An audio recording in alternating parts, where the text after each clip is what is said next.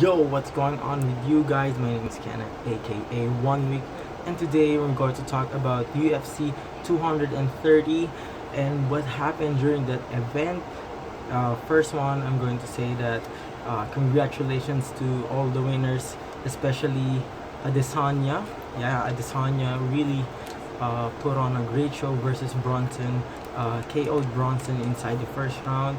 He did it well.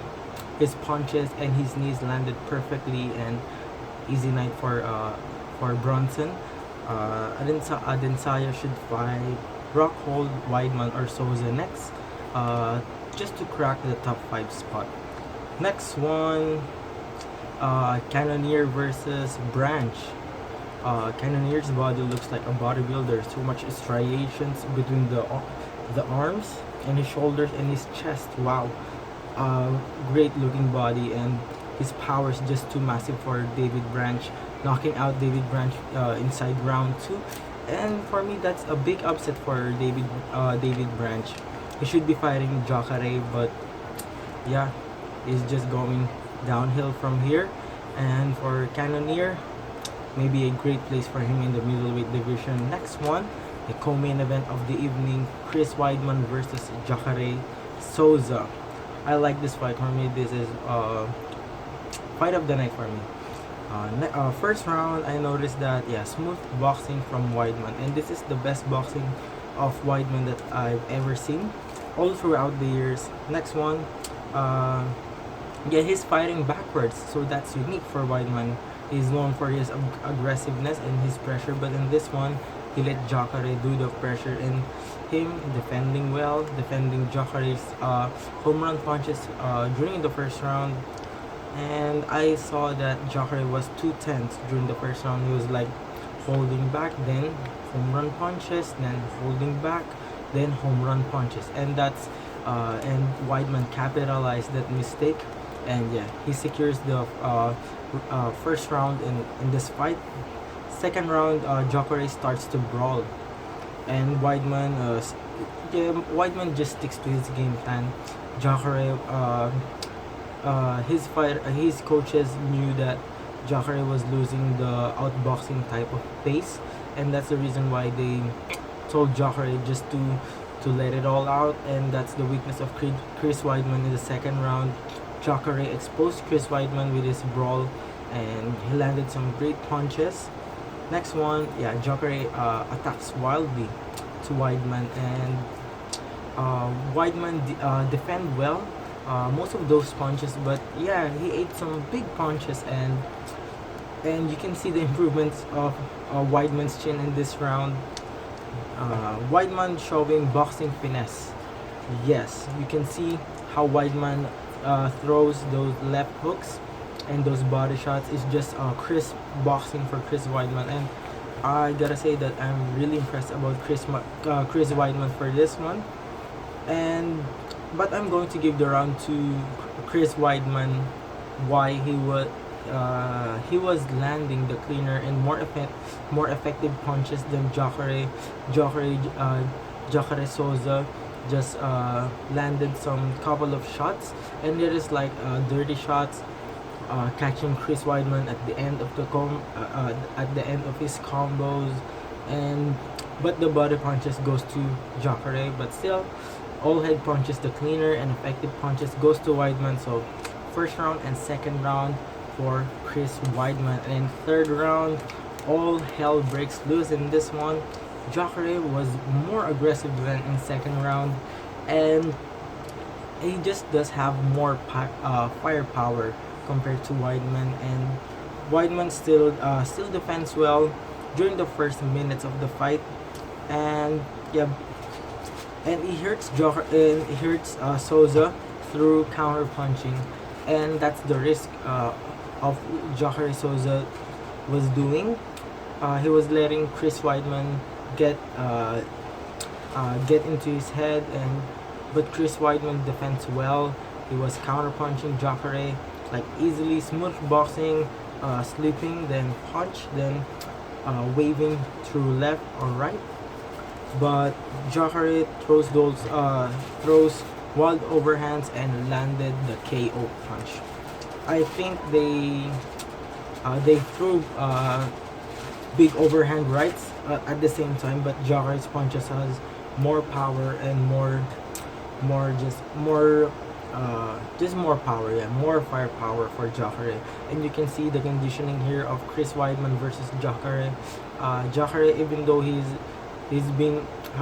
bleeding all throughout the fight and he's eating Chris Weidman's punches, it doesn't look like he's slowing down. But Chris Weidman, whenever Jacare landing big punches to him, he looks wobbly and weak compared to Jacare in this fight. But still, this is one of the best performances of Chris Weidman in a third round bout. And I like this fight for Chris, even though he lost again in New York, which is his hometown. He loses again in his hometown. It's okay, but his performance is just top notch here. But Jacare is just way more powerful than him. And for Weidman, for me, he's still maybe in the top 5 for me. That's a good spot for him. But for Jacare, he may be the next contender for the title shot after the Whittaker versus Gastelum, or maybe he should fight Adesanya. Or no, maybe I think he's ready for the title shot. He's old right now. He's an old alligator, Jacare, and yeah, I think he deserves it. Or maybe he should have a rematch with Rockhold and cement himself as the next middleweight contender in that division. Next one, the main event of the evening, DC versus Lewis. And oops, I forgot to say, I got a failed prediction of Weidman versus Jacare. I told that Weidman was going to win, but Jacare's power is just too much for Weidman. And next one, DC versus Lewis. I'm right with this one. Cormier won, but not by KO in the third round. He won via second round submission, and this fight was way too predictable when it started. DC. Oh wait, I would like to mention that I'm impressed about Derek Lewis' conditioning in this one. He threw leg kicks and head kicks, which is unique for the Black Beast. And for Cormier, yeah, embrace the grind. Yes, embrace the grind. Wrestling, pure wrestling and pure raw strength and power for the champion Daniel Cormier. During the first round, yeah, it was all ground and pound, grinding and clinching, and throwing the knees, the elbows, the punches. And yeah, easy win for during the first round for Cormier. And second round, Derek Lewis found some holes to DC's head, and he punches well. But yeah, DC just continues grinding, and when he tripped, that's a really great takedown for Daniel Cormier, tripping down Derek Lewis easily. And he does the high crotch technique, and I don't know, he just tripped Derek Lewis holding his foot, and that's really great takedown, getting his back, and easy secure win for Daniel Cormier. So Daniel Cormier is the first fighter to defend the light heavyweight belt and defend the UFC heavyweight belt simultaneously. So congrats to Daniel Cormier. He is really one of the best. Yep. And if he beats John Jones, he secures himself as the GOAT. Yeah, as the GOAT, is the greatest of all time. So yeah, Daniel Cormier. And what's next for these two fighters? For me, Lewis versus Stipe makes sense in this one, because Stipe just coming off from a loss to the champion Daniel Cormier, and also Lewis. And for me, that's a great fight. Both fighters like knockouts, and Derek Lewis and Stipe is ready to rumble at all times, and that's good.